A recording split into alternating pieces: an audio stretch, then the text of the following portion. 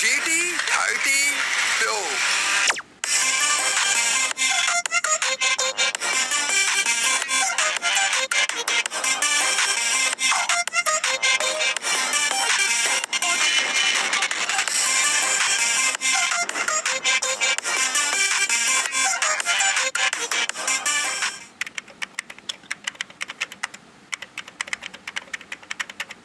Infinix GT30 Pro বিশাল বড় এক বক্সে এই ফোনটা আসার কারণে বক্স দেখে মনে হচ্ছিল না এটা কোনো ফোনের বক্স। বক্সটা খোলার সাথে সাথে ভেবেছিলাম ভুলে মনে হয় দুইটা ফোন দিয়ে দিয়েছে, খুশি হয়ে গিয়েছিলাম, কিন্তু আসলে একটা হচ্ছে ফোনের বক্স আর একটা হচ্ছে ফোনের কুলার। প্রথমে আমাদের GT30 Proটাকে আনবক্স করা যাক। বক্সটা খোলার সাথে সাথে একটা মিনি বক্স আমরা পাবো, যেটার ভিতরে ট্রান্সপারেন্ট একটা ব্যাক কভার আমরা পেয়ে যাবো, খুবই নরমাল দেখতে। এইটা সরালেই আমাদের ফোনটা এসে পড়বে, কিন্তু ফোনটাকে সাইডে রেখে আগে একটু কুলারটাকেও একটু আনবক্স করা যাক। এইটা আনবক্স করার সাথে সাথে প্রথমে একটা ম্যানুয়াল আমরা দেখতে পারবো এবং এইটার নিচে আরেকটা ব্যাক কভার যেটা শুধুমাত্র কুলারের সাথেই দিবে, এবং এইটা ইউনিক এবং খুবই প্রিমিয়াম একটা ফিলের ব্যাক কভার এবং এটা ম্যাগনেটিকও। এইটাই মেইনলি আমাদের কুলারটাকে ধরে রাখবে। এবং ফাইনালি আমাদের কুলারটা, যেটা দেখতেও খুবই গেমিং একটা ভাইব আনতেছিল, এবং কুলারের সাথে টাইপ সি এর একটা কেবলও দিয়ে দিচ্ছে। শুধুমাত্র এই কেবল না, যে কোনো টাইপ সি এর নর্মাল কেবল দিয়েও কিন্তু এই কুলারটা ইউজ করা যাবে। এবার আসি আসল জিনিসে, Infinix GT30 Pro gaming phone এটা, যার কারণে পিছনে অনেকগুলো RGB দিয়ে দিয়েছে। যখন এগুলো জ্বলে তখন খুবই মারাত্মক দেখা যায়, কিন্তু যখন জ্বলে না তখন একেবারেই নরমাল লাগে। পার্সোনালি আমার কাছে RGB ছাড়া ব্যাক সাইডের ডিজাইনটা তেমন একটা ভালো লাগেনি, স্পেশালি ক্যামেরা বাম্প। বক্সে আমরা 45 ওয়াটের একটা অ্যাডাপ্টার পেয়ে যাচ্ছি, খুবই খুশির সংবাদ, কারণ অ্যাডাপ্টার তেমন একটা দেখা যায় না এখনকার ফোনে। এছাড়া আমাদের চার্জিং কেবল তো রয়েছেই, সাথে একটা headphone. Yes guys, type C এর একটা হেডফোন, যেটা গেমারদের জন্য খুবই ইম্পর্টেন্ট একটা জিনিস। এটা না দিলে গেমিং ফোন হয় কেমনে? কুলারের সাথে আসা ব্যাক কভারটা লাগানোর পরে একটু ভালো লাগতেছিল এই ফোনের ব্যাক সাইডটা, আর গ্যাপগুলোতে RGB জ্বলবে। এই প্রথম বাংলাদেশে অফিসিয়াল একটা ফোনে গেমিং ট্রিগার দেখে ইমোশনাল হয়ে গিয়েছিলাম ভাই। আর উপরের সাইডে আমাদের IR ব্লাস্টার রয়েছে, পাশের সাইডে একেবারে প্লেন, কিচ্ছু নেই, পুরোপুরি খালি। নিচে রয়েছে হচ্ছে স্পিকার, চার্জিং পোর্ট এবং সিম স্লটটা ব্যাক কভার দিয়ে ঢেকে পড়েছে। এই প্রথমবারের মতো বাংলাদেশে আসা অফিসিয়াল একটা গেমিং ফোনে প্রথমবারের মতো আজকে আমরা গেম প্লে করতে আছি, দেখার জন্য যে এই ফোনটা গেমিং এর দিক দিয়ে কেমন কাজ করে। তো without wasting any more time, let's start our today's video. প্রথমে বলে রাখি, এটা কোনো রকমের নরমাল গেম প্লে ভিডিও না। এই গেম প্লের ভিতরে আমি নো গান স্কিনে চ্যালেঞ্জ করেছি। একবার ভাবো, নতুন একটা ফোন হাতে আসার সাথে সাথে ফ্রি ফায়ার প্রথমবারের মতো ইনস্টল করে আমি সব গান স্কিন রিমুভ করে সোলো ভার্সেস স্কোয়াডে মাঠে নেমে পড়েছি, যার কারণে এনিমিদের হাতে অনেক অনেক মাইরও খেয়েছি। বাকিটা গেমের ভিতরেই তোমরা দেখে নাও। হয়ে গিয়েছে গাইস আমাদের গেম। আমরা রয়েছি ইনফিনিক্স GT30 Proতে।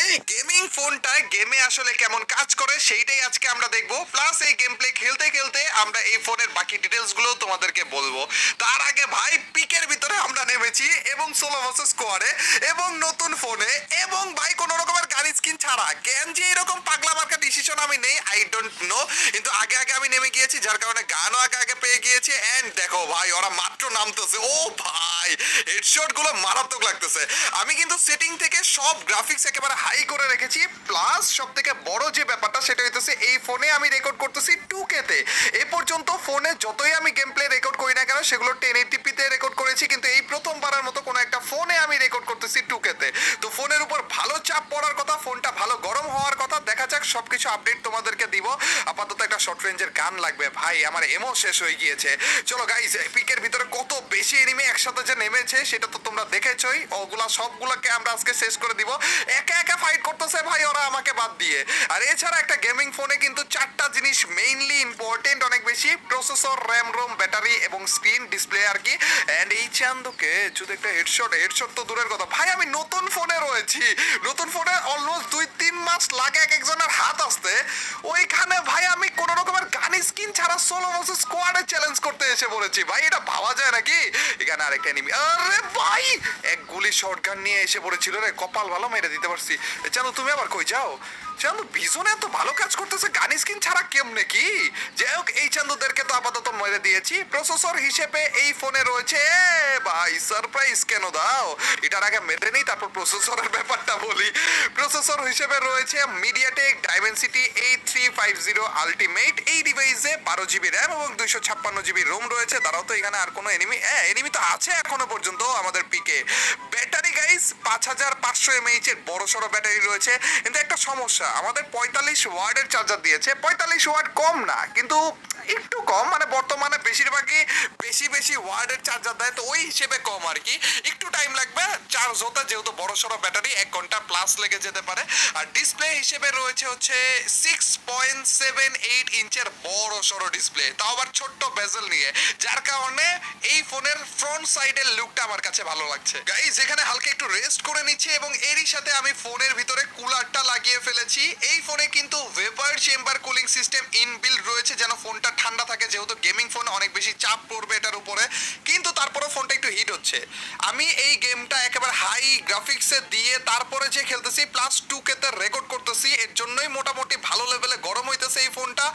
এর জন্য আমি কুলারটা লাগিয়ে ফেলেছি এবং কুলারটা কিন্তু ভালো কাজ করতেছে, খুব অল্প সময়ের মধ্যে ফোনটাকে একেবারে ঠান্ডা করে ফেলেছে। কিন্তু একটা প্রবলেম আমি মাত্র দেখলাম, আমি এই প্রথমবারের মতো কোনো গেমিং ফোনে কুলার ইউজ করতেছি, মানে যে কোনো ফোনে আমি কখনো কুলার এর আগে ইউজ করে গেম প্লে করিনি, তো কুলার ইউজ করেছি এবং এর কারণে না, কুলারের কারণে এই ফোনটার ওয়েট অনেক বেশি হয়ে গিয়েছে, অনেক বেশি ভার লাগতেছে।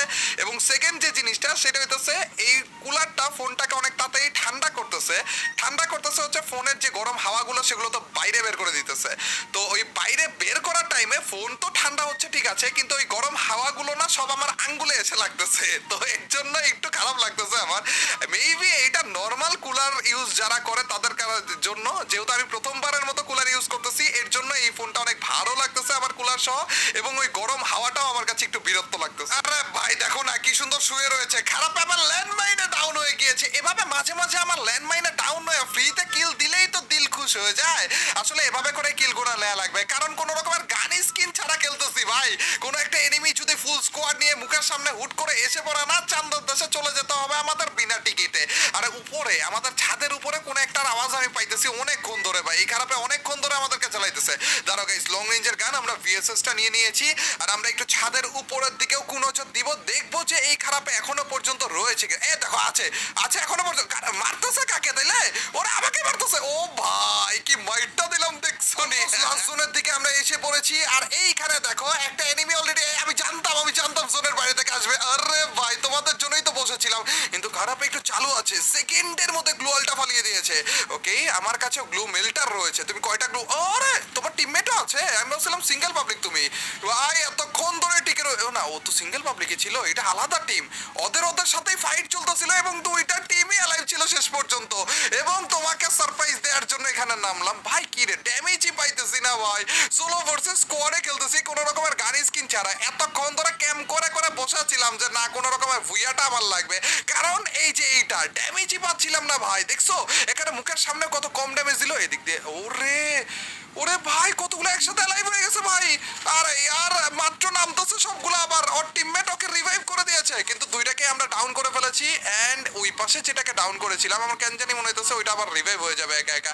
এন্ড ওর টিমমেটও এসে পড়েছে। ব্রো এইখানে মরে গেছি। আরে ভাই ম্যাক্স 7 মুখের সামনে ছিল, ওর আরো আধা ঘন্টা আগে মরার কথা ছিল যদি আমার কাছে গান স্কিন থাকতো। ইসিরে ভাই এই ছিল আমাদের নতুন ফোনে গেম প্লেটা, আর আমি গেম প্লে করছিলাম এতক্ষণ ধরে ইনফিনিক্স জিটি 30 প্রোতে। গেম প্লেটা করার সময় আমার সেটিং থেকে সব গ্রাফিক্স হাই দেওয়া ছিল এবং 2K তে আমি রেকর্ড করতেছিলাম, কিন্তু তারপরেও কোনো রকমের ল্যাগ ইস্যু আমি ফেস করিনি। কিন্তু রেকর্ডিংটা পরে যখন চেক করতেছিলাম তখন দেখছিলাম রেকর্ডিং এ ফ্রেম ড্রপ ছিল, যেমনটা তোমরা এখনো হালকা পাতলা দেখতে পারতেছো। এছাড়া এই ফোনের হালকা কিছু খারাপ জিনিসও আমার কাছে লেগেছে, যেটা হইতেছে এটা যেহেতু গেমিং ফোন, প্রসেসরটা আরেকটু বেটার দেওয়া উচিত ছিল।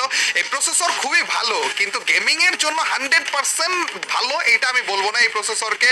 এছাড়া গাইজ আমাদের ফোনটা মোটামুটি ভালো হিট ইস্যু করতেছিল। কুলার যখন আমি ইউজ করতেছিলাম তখন যে হিটটা একেবারেই সাথে সাথে চলে যাইতেছিল, কিন্তু কুলার দিয়ে লং টাইম আমি গেমটা খেলতে কমফোর্টেবল ফিল করছিলাম না। গেমিং ফোন এবং গেম প্লে করতে করতে আমি ক্যামেরার ব্যাপারে ভুলে গিয়েছিলাম। আসলে গেমারদের জন্য ক্যামেরাটা অত বেশি ইম্পর্টেন্ট না, এর জন্য মেবি। কিন্তু ক্যামেরা যে বলবো, আসলে বর্তমান যুগে যেখানে সবগুলো ডিভাইস কত বেশি ক্যামেরা ইউজ করতে পারে এটার জন্য প্রতিযোগিতায় লেগে আছে, এই ফোনে দেখা গেল যে উল্টোটা, দুইটা ক্যামেরা মাত্র টু ইউজ করা হয়েছে। অবশ্য যেই দুইটা ইউজ করেছে মোটামুটি চলে, কারণ মেইন ক্যামেরায় আমাদের 108 মেগাপিক্সেলের ক্যামেরা ইউজ করা হয়েছে এই ফোনে। একটা ভালো জিনিস আমি খেয়াল করেছি যেটা আমাদের গেমারদের জন্য অনেক বেশি কাজে আসবে। আগেকার ডিভাইসে 3.5mm এর জ্যাক যেগুলোতে ছিল সেগুলোতে আমরা হেডফোন জ্যাক লাগাতাম, আর তারপরে যে যখন আমাদের ব্যাটারি থাকতো না বা চার্জ থাকতো না তখন যে আমরা চার্জে লাগিয়ে দিতাম, দুইটা একসাথে চলতো। কিন্তু বর্তমানে কি হয়, আমাদের 3.5mm জ্যাকটা রিমুভ করে দিয়েছে এবং টাইপ সি শুধুমাত্র রয়েছে, যার কারণে হয়তো আমাদের চার্জ দেওয়া লাগবে অথবা টাইপ সি কেবল ইউজ করে আমাদের হেডফোন ইউজ করা লাগবে, তাই না? কিন্তু এই ডিভাইসটার ভিতরে আমাদের টাইপ সি কেবলের ভিতরে আমরা হেডফোন জ্যাক রাখলাম এবং আমাদের যে কুলারটা রয়েছে ওই কুলারটা যখন আমরা লাগাবো এবং ইউজ করব তখন যে আমাদের ফোনটা চার্জও হতে থাকে এবং ওই চার্জিং পোর্টটাও কিন্তু নিচে থাকে যেহেতু কুলারে লাগানো থাকে আর কি। তো এক হিসেবে আমরা হেডফোনও লাগানো রয়েছে এবং কুলারও আমাদের ফোনটাকে ঠান্ডা করতেছে, অন্য দিক দিয়ে চার্জও হচ্ছে ফোনে। এইটা অনেক ভালো একটা দিক ছিল আমাদের গেমারদের জন্য। এই ফোনের সবকিছু আরেকবার আমি একটু রিপিট করতেছি। প্রসেসর হিসেবে MediaTek Dimensity 8350 আলটিমেট ইউজ করা হয়েছে, যেটা ভালো একটা প্রসেসর, বাট গেমিং এর জন্য পারফেক্ট না। র্যাম রোম হিসেবে 12 এবং 256 জিবি ইউজ করা হয়েছে, যেহেতু এক্সট্রা মেমোরি কার্ড লাগানো যাবে না এই ফোনে, এর জন্য আমার কাছে 256টার একটু কম লাগতেছে। ব্যাটারি হিসেবে 5500 mAh এর দেওয়া হয়েছে, যেটাও এনাফ। ডিসপ্লে হিসেবে 6.78 ইঞ্চের বড়সড় ডিসপ্লে এবং ভালো ডিসপ্লে ইউজ করা হয়েছে। ভিডিওর শুরুতে তোমরা যে দেখেছিলে বড় একটা বক্স, ওইটা হচ্ছে কুলার সহ যদি তোমরা নাও তাহলে যে তোমাদের এই ফোনটার প্রাইস পড়বে হচ্ছে 42,000 টাকা। কিন্তু কুলার ছাড়া যদি তোমরা নাও তাহলে শুধুমাত্র ফোনের বক্সটা তোমাদেরকে দিবে এবং ফোন দিবে আর কি, তাহলে 2,000 টাকা কমে যাবে, তাহলে পড়বে 40,000 টাকা। ইনফিনিক্স হিসেবে প্রাইসটা আমার কাছে একটু বেশি লেগেছে, কারণ এই প্রাইস রেঞ্জে এর থেকে অনেক ভালো ফোন বাজারে রয়েছে, কিন্তু আনঅফিসিয়াল সেগুলো। যদি অফিসিয়াল 40,000 টাকা এই ফোনটা অফিসিয়াল দিক দিয়ে চিন্তা করলে ভালোই হইতেছে। সব থেকে বড় কথা যে জিনিসটার জন্য আমি অনেক খুশি হয়েছি সেটা হইতেছে এই প্রথম বাংলাদেশে গেমারদের জন্য স্পেশালি গেমিং একটা অফিসিয়াল ফোন লঞ্চ হলো। মানে গেমিং ফোন অনেক রয়েছে বাজারে কিন্তু সেগুলো আনঅফিসিয়াল, এই প্রথম অফিসিয়াল একটা গেমিং ফোন আমরা দেখতে পেলাম বাংলাদেশের বাজারে, এবং এরা নাকি খুব শীঘ্রই বড়সড় একটা গেমিং ইভেন্টও করতে যাচ্ছে। এই ফোনের মোটামুটি সবকিছু ডিটেলস গুলোই আমি এই ভিডিওর ভিতরে তুলে ধরার চেষ্টা করেছি, কিন্তু তারপরেও তোমরা যারা যারা এই ফোনটা পারচেস করতে চাচ্ছ তারা ইউটিউবে অথবা গুগলে এই ফোনটার আরেকটু ডিটেলস দেখে তারপর পারচেস করো।